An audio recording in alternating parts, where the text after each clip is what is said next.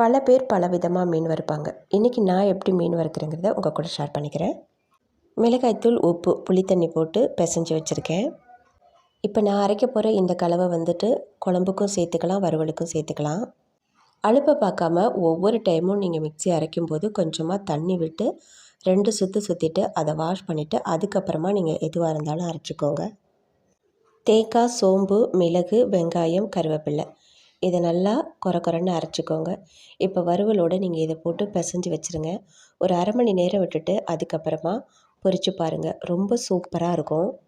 தேங்காய் எண்ணெய் தான் விட்டுருக்கேன். எப்போதுமே மீன் வறுவலுக்கெல்லாம் தேங்காய் எண்ணெய் சேர்த்திங்கன்னா நல்ல வாசமாக இருக்கும். கருவேப்பிலையை போட்டுட்டு இந்த மாதிரி மீன் எடுத்து போட்டு நல்லா பொன்னிறமாக வறுத்து சாப்பிட்டு பாருங்கள். ரொம்ப டேஸ்ட்டாக இருக்கும். இதே கலவையை நீங்கள் நைஸாக அரைச்சிட்டு குழம்புக்கு சேர்த்துக்கலாம். ரொம்ப கருக விடாமல் அடிக்கடி இதே போல் திருப்பி போட்டு பொன்னிறமாக எடுத்து ஒரு ரச சாதத்துக்கு இதை தொட்டு சாப்பிட்டு பாருங்கள். அவ்வளோ ருசியாக இருக்கும். இது வரைக்கும் நீங்கள் மீன் எப்படி வறுத்திருந்தாலும் பரவாயில்ல, ஒரு முறை இதே போல் ட்ரை பண்ணி பாருங்கள்.